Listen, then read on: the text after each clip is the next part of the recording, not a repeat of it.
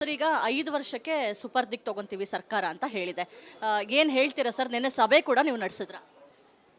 ನಿನ್ನೆ ನಾವು ಸಭೆ ನಡೆಸಿದ್ದೀವಿ. ಸಭೆ ನಡೆಸಿ ತೀರ್ಮಾನ ಮಾಡಿ ನಾವು ಯಾವುದೇ ಕಾರಣಕ್ಕೂ ದೇವಸ್ಥಾನನ ಮುಜರಾಯಿಗೆ ಕೊಡಬಾರ್ದು. ಮುಜರಾಯಿನವರು ದೇವಸ್ಥಾನನ ತಗೋಬೇಕಾಗಿದ್ದರೆ ನಮ್ಮಲ್ಲಿ ಏನಾದರೂ ತಪ್ಪು ನೆಪ್ಪುಗಳು ಕಂಡು ಬಂದಲ್ಲಿ ಅವರು ನಮಗೆ ನೋಟಿಸ್ ಕೊಟ್ಟು ಈ ರೀತಿ ನೀವು ಹೀಗೆ ಮಾಡಿದ್ದೀರಾ ಅಂತ ಅದನ್ನು ಡಿಸ್ಕ್ರೈಬ್ ಆಗಿ ಪ್ರತಿಯೊಂದು ಪಾಯಿಂಟನ್ನು ಕೊಟ್ಬಿಟ್ಟು ಮುಜರಾಯಿನ ಅವರು ಇದು ಮಾಡ್ಕೋಬೇಕು. ಅವರು ಏನೂ ಮಾಡ್ಕೊಂಡಿಲ್ಲ. ಸುಮ್ಮನೆ ಬಂದ್ಬಿಟ್ಟು ಸರ್ಕಾರದಿಂದ ನೋಟಿಸ್ ಬಂದಿದೆ ಅಂತ ಅಂದ್ಬಿಟ್ಟು ನಮಗೆ ಇದು ಮುಜರಾಯಿನ ನಾವು ಇದು ಮಾಡ್ಕೊಳ್ತೀವಿ ಅಂತ ಬಂದರೆ ಅದು ಸಾಧ್ಯ ಇಲ್ಲದ ಮಾತು.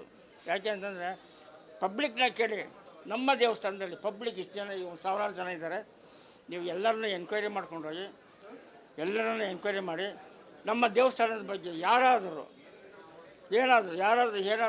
ಇವರು ಸರಿ ನಡೆಸ್ತಾ ಇಲ್ಲ, ಈ ದೇವಸ್ಥಾನ ಸರಿ ಇಲ್ಲ ಅಂತಂದ್ರೆ ಒಂದು ಮಾತು ಹೇಳ್ಬಿಟ್ರೆ ನಾನು ಇವತ್ತೇನೆ ಬಿಟ್ಬಿಟ್ಟು ಹೋಗ್ಬಿಡ್ತೀನಿ. ನಾನು 45 ವರ್ಷದಿಂದ ಪ್ರೆಸಿಡೆಂಟ್ ಆಗಿದ್ದೀನಿ. ಅವತ್ತು ದೇವಸ್ಥಾನ ಏನೂ ಇರಲಿಲ್ಲ. ಯಾವ ಮುಜರಾಯಿ ಸಂಸ್ಥೆದು ಕೂಡ ಯಾವುದು ಹಣ ತಗೊಂಡು ನಾವು ದೇವಸ್ಥಾನ ಕಟ್ಟಿಲ್ಲ. ನಮ್ಮ ಹಿರಿಯರು, ನಮ್ಮ ಹಿಂದಿನ ಹಿರಿಯರು ಈ ದೇವಸ್ಥಾನಕ್ಕೋಸ್ಕರ ದುಡಿದು ಅವರು ದೇವಸ್ಥಾನನ ಕಟ್ಟಿರೋದು. ಅವತ್ತಿನಿಂದನೇ ನಾನು 45 ವರ್ಷ ಆಗಿ ದೇವಸ್ಥಾನಕ್ಕೆ ಬಂದು ಅವತ್ತಿನಿಂದ ನಾನು ಅದನ್ನು ಪರಿಪಾಲನೆ ಮಾಡ್ಕೊಂಡು ಬರ್ತಾಯಿದ್ದೀನಿ. ಏನೂ ತೊಂದರೆ ಇಲ್ದಂಗೆ, ಏನೂ ತೊಂದರೆ ಇಲ್ಲ. ಆದರೆ ಇದು ಸರ್ಕಾರದವರು ಕೆಲವರು ಮಾತುಗಳನ್ನ ಕೇಳಿಕೊಂಡು ಪಬ್ಲಿಕ್ ಆಗೋರು ಇರ್ತಾರೆ, ಆಗದವರು ಇರ್ತಾರೆ, ಎಲ್ಲರೂ ಇರ್ತಾರೆ. ಕೇಳ್ಕೊಂಡು ಏನೋ ಮಾಡಿದೆ. ನಾವು ಕಾನೂನು ಪ್ರಕಾರ ಹೋರಾಟ ಮಾಡ್ತೀವಿ. ನಾವೇನು ಗಲಾಟೆ ಮಾಡಲ್ಲ, ಗದ್ದಲ ಮಾಡಲ್ಲ, ಏನೂ ಇಲ್ಲ ಅಲ್ವಾ. ನಮಗೆ ಸರ್ಕಾರ ಯಾವ ವಿಚಾರದಿಂದ ಅಂದರೆ, ಈಗ ಒಂದು 5-6 ತಿಂಗಳ ಹಿಂದೆ ದೇವಸ್ಥಾನದಲ್ಲಿ ಒಂದಿಷ್ಟು ಕಳುವಾಯಿತು ಅನ್ನೋ ಒಂದು ವಿಚಾರ, CCTVಯಲ್ಲಿ ಅದು ಫುಟೇಜ್ ಎಲ್ಲ ಸಿಕ್ತು ಅನ್ನೋ ವಿಚಾರನ ಏನು ವಿಚಾರಕ್ಕೆ ಸುಪರ್ದಿಗೆ ತಗೊಂಡಿದ್ದೀವಿ ಅಂತ ಹೇಳ್ತಾ ಇದ್ದಾರೆ. ಹೌದು, ನಮ್ಮ ದೇವಸ್ಥಾನದಲ್ಲಿ ಇದಕ್ಕೆ 5-6 ತಿಂಗಳಿಂದ ಸ್ವಲ್ಪ ಕಳ್ತನ ಆಗಿತ್ತು. ಅದು ಕಳ್ತನ ಅಂತಲೂ ಹೇಳೋಕ್ಕಾಗೋದಿಲ್ಲ. ಈಗ ನಾವೇನು ಮಾಡ್ತೀವಿ ಅಂತಂದರೆ, ಈಗ ಉಂಡೆ ಹೊಡಿತಾ ಇರ್ತೀವಿ. ಸುಮಾರು ಒಂದು 30 ಜನ ಇರ್ತಾರೆ. ಅದರಲ್ಲಿ ಏನಾಗ್ತದೆ ಅಂದರೆ, ಕೆಲವು ಧರ್ಮದರ್ಶಿಗಳು ಏನು ಮಾಡ್ತಾರೆ ಅಂತಂದರೆ, ಈಗ ಕಾಫಿ ಬೇಕಾಗ್ತದೆ, ಈಗ ಬಂದು ಕೆಲಸ ಮಾಡೋರಿಗೆ ತಿಂಡಿ ಬೇಕಾಗುತ್ತೆ, ಇಲ್ಲ ಇನ್ನೊಂದು ಏನಾದರೂ ಬೇಕಾಗುತ್ತೆ, ತರಿಸ್ಕೊಡ್ಬೇಕಾದ್ರೆ ಅದರಲ್ಲಿ ತೊಗೊಳ್ತಾರೆ. ನಮ್ಮೆದುರಿಗೇ ಕದ್ದು ತೊಗೊಳಲ್ಲ, ನಮ್ಮೆದುರಿನಲ್ಲೇ ತೊಗೊಂಡು ಅದನ್ನೇನು ಮಾಡ್ತಾರೆ, ಕೆಲಸಗಾರ ಇರ್ತಾರೆ, ಕೊಟ್ಬಿಟ್ಟು ತೊಗೊಂಡು ಬಪ್ಪ ಅವ್ರಿಗೇನು ಬೇಕು ಕೊಡು, ಏನು ಬೇಕು ತಂದು ಕೊಡು ಅಂತ ಅಂದ್ಬಿಟ್ಟು ಹೇಳ್ತಾರೆ. ಅದನ್ನೆಲ್ಲ ಕಳ್ತನ ಅಂತ ಹೇಳೋಕ್ಕಾಗೋದಿಲ್ಲ. ಒಂದು. ಎರಡನೇದು ಏನು ಅಂತಂದರೆ, ನಾವು ನಮ್ಮ ಕ್ಯಾಮ್ರಾ ನೋಡಿದಾಗ ಅದರಲ್ಲಿ ಸ್ವಲ್ಪ ಹೆಚ್ಚು ಕಡಿಮೆ ಹಾಗೆ ಕಂಡು ಬಂತು. ಆಗ ನಾವೇನು ಮಾಡಿದ್ವಿ, ಅವರು ನಮ್ಮ ಟ್ರಸ್ಟಿಗಳನ್ನ ಯಾರು ಹಣ ಕೈನಲ್ಲಿ ಮುಟ್ಟಿದ್ರೋ ಅವ್ರನ್ನ ಡಿಫಾರ್ ಮಾಡಿದ್ದೀವಿ. ಹೌದು, ಕ್ರಮ ತಗೊಂಡು ಅವ್ರನ್ನ ಡಿಫಾರ್ ಮಾಡಿದ್ದೀವಿ. ಮಾಡಿಬಿಟ್ಟು ನಮ್ಮ ಇದರ ಪ್ರಕಾರ ಡಿಫಾರ್ ಮಾಡಿ ನಮ್ಮ ಪ್ರಕಾರ ನಾವು ಅವರು ವಂಶಸ್ಥರನ್ನೇ, ನಾವು ಬೇರೆಯವ್ರನ್ನ ಯಾರನ್ನೂ ಟ್ರಸ್ಟನ್ನಾಗಿ ತಗೊಳಕ್ಕಾಗಲ್ಲ. ಅವರು ವಂಶಸ್ಥರನ್ನೇ ನಾವು ಟ್ರಸ್ಟಿಗಳನ್ನಾಗಿ ತಗೊಂಡು ನಡೆಸ್ತಾ ಇದ್ದೀವಿ. ಸರ್, ಈಗ ಈ ಸುಪರ್ದಿಗೆ ತಗೊಳ್ತೀವಿ ಅನ್ನೋ ಒಂದು ವಿಚಾರ ಒಂದು ಕಡೆ ಆದರೆ, ನಿಮ್ಮ ಲಾಕರ್ಗಳಿಗೆ, ಹುಂಡಿಗಳಿಗೆಲ್ಲ ಬೀಗ ಮುದ್ರೆಯನ್ನು ಸರ್ಕಾರ ಹಾಕಿದೆ ಅಂತ ಒಂದು ವಿಚಾರ. ಮತ್ತು ಈಗಷ್ಟೇ ಪೊಲೀಸರು ಬಂದು ಪ್ರತಿಭಟನೆಗೆ ಅವಕಾಶ ಇಲ್ಲ ಅನ್ನೋ ವಿಚಾರವನ್ನು ಕೂಡ ಹೇಳಿದ್ರು. ಪ್ರತಿಭಟನೆ ಆಯ್ತಾ? ಏನು ಹೇಳಿದ್ರು ಪೊಲೀಸರು? ಹೌದು, ಲಾಕ್ ಮಾಡ್ಕೊಂಡು. ಯಾಕೆಂದರೆ ಸರ್ಕಾರದ ಮುಂದೆ ನಾವೇನು ದೊಡ್ಡವರೇನಲ್ಲ.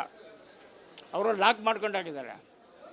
ಮಾಡ್ಕೊಳ್ಳಿ, ಅದೆಲ್ಲ ತಪ್ಪೇನಿದೆ, ಮಾಡ್ಕೊಳ್ಳಿ. ನಾನು ಅದೆಲ್ಲ ಮಾಡ್ಕೊಳ್ಳಿ, ಏನೇನಿದೆ ಎಲ್ಲ ಮಾಡ್ಕೊಳ್ಳಿ, ಪರಿಶೀಲನೆ ಮಾಡಲಿ. ಸುಮ್ಮನೆ ಲಾಕ್ ಮಾಡೋದಲ್ಲ, ಪರಿಶೀಲನೆ ಮಾಡಬೇಕು.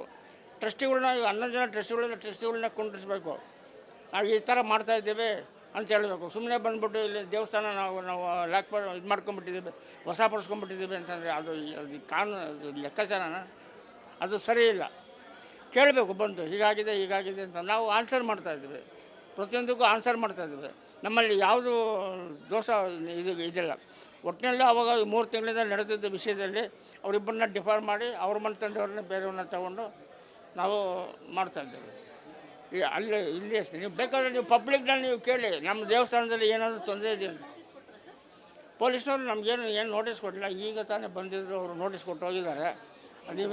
ನೀವು ಗಲಾಟೆ ಮಾಡಬಾರ್ದು, ಇಲ್ಲಿ ಇದು ಮಾಡಬಾರ್ದು ಅಂತ ನಾವು ಹೇಳಿ ಕಳಿಸ್ತೀವಿ. ನಾವು ಯಾಕೆ ಗಲಾಟೆ ಮಾಡೋಣ? ಕಾನೂನು ಪ್ರಕಾರವಾಗಿದ್ದರೆ ಕಾನೂನು ಪ್ರಕಾರವಾಗಿ ಇರೋಣ. ನಾವೇನಿಗೆ ಗಲಾಟೆ ಮಾಡಬೇಕು? ಏನಿಲ್ಲ, ಇಲ್ಲಿ ಯಾವುದು ಅವ್ಯವಹಾರಗಳು ನಡೆದಿಲ್ಲ. ನಾನು 45 ವರ್ಷದಿಂದ ಪ್ರೆಸಿಡೆಂಟ್ ಆಗಿದ್ದೀನಿ. ಇಲ್ಲಿ ಯಾವುದು ಅವ್ಯವಹಾರ ನಡೆದಿಲ್ಲ. ನಮ್ಮ ಮನೆಯಿಂದ ದುಡ್ಡನ್ನ ತಂದುಬಿಟ್ಟು ನಾವು ದೇವಸ್ಥಾನ ಹಾಕಿ ದೇವಸ್ಥಾನ ಕಟ್ಟಿರೋದು. ನಾನು ಬಂದಾಗ ಇಲ್ಲಿ ಗಾಳಿ ಆಂಜನೇಯ ಸ್ವಾಮಿ ದೇವಸ್ಥಾನ ಗೋಪುರ ಇರಲಿಲ್ಲ, ರಾಜಗೋಪುರ ಇರಲಿಲ್ಲ, ಛತ್ರ ಇರಲಿಲ್ಲ. ಈ ನೀವೆಲ್ಲ ಕೂತಿದ್ದಿರಲ್ಲ, ಈ ಹಾಲು ವರ್ಣ ಇದೆಲ್ಲ ಇರಲಿಲ್ಲ, ಹಿಂದ್ಗಡೆ ಜಾಗ ಇರಲಿಲ್ಲ. ನಾವೆಲ್ಲ ನಾನು ಬಂದ ಮೇಲೆ ಇದನ್ನೆಲ್ಲ ಅಭಿವೃದ್ಧಿ ಮಾಡಿದ್ದು. ತಿನ್ನಂಗಿರೋ ತಿನ್ಬೋದಾಗಿತ್ತಲ್ಲ. ನಾನು ಅದೇ ಹೇಳೋದು, 25 ವರ್ಷದ ಲೆಕ್ಕ ಕೊಟ್ಟಿಲ್ಲ ಅಂತಂದರೆ ಬಂದು ನೋಡಲಿ. 25 ವರ್ಷ ಅಪ್ ಟು ಡೇಟ್. ನನ್ನ 2024-25 ರೆಡಿಯಾಗಿದೆ. ಬಂದು ನೋಡಲಿ, ಪರಿಶೀಲನೆ ಮಾಡಲಿ. ಸುಮ್ಮನೆ ಯಾರ್ದೋ ಮಾತು ಕೇಳ್ಕೊಂಬಿಟ್ಟು ನಾವು ದೇವಸ್ಥಾನ ಅಕ್ವೈರ್ ಮಾಡ್ಕೊಂಡ್ಬಿಡ್ತೀವಿ ಅಂದರೆ ಇದು ಯಾವ ನ್ಯಾಯ, ಯಾವ ಧರ್ಮ ಇದು?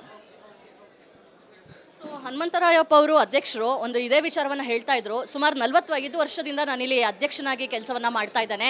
ಆಗ ದೇವಸ್ಥಾನದಲ್ಲಿ ಯಾವುದೇ ರೀತಿಯಾಗಿ ಅಭಿವೃದ್ಧಿ ಆಗಿರಲಿಲ್ಲ. ನಾವು ನಮ್ಮ ಸ್ವಂತ ಹಣದಿಂದ, ಭಕ್ತಾದಿಗಳ ಹಣದಿಂದ ಸಾಕಷ್ಟು ಖರ್ಚು ಮಾಡಿ ದೇವಸ್ಥಾನದ ಅಭಿವೃದ್ಧಿಯನ್ನು ಮಾಡಿದ್ದೇವೆ. ಈಗ ಏಕಾಏಕಿ ಸರ್ಕಾರದವರು ನಾವು ಅಭಿವೃದ್ಧಿ ಮಾಡ್ತೀವಿ ಅನ್ನೋ ರೀತಿಯಲ್ಲಿ ಹೇಳ್ತಾ ಇರುವಂಥದ್ದು ಸರಿಯಲ್ಲ ಅನ್ನೋ ಒಂದು ವಿಚಾರವನ್ನು ಹೇಳ್ತಾ ಇದ್ದಾರೆ.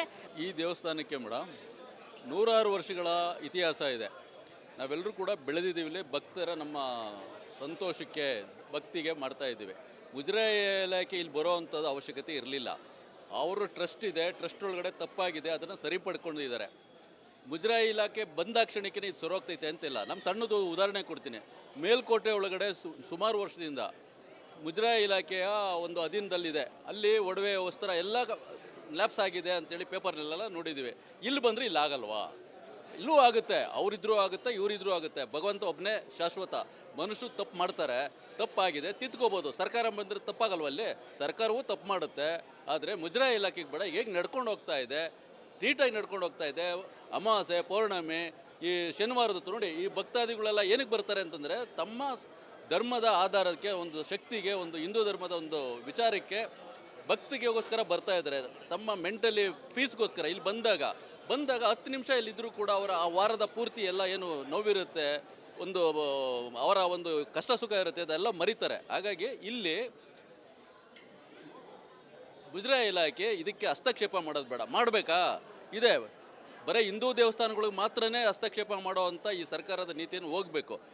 ಇಲ್ಲಿ ಇದೇ ರಾಜ್ಯದಲ್ಲೇ, ಇಡೀ ದೇಶದಲ್ಲೇ ಅಲ್ಪಸಂಖ್ಯಾತರು ಅಂತೇಳಿ ಡಿಕ್ಲೇರ್ ಆಗಿರ್ತಕ್ಕಂಥ ಮಸೀದಿಗಳಿದೆ, ಚರ್ಚ್ಗಳಿದೆ.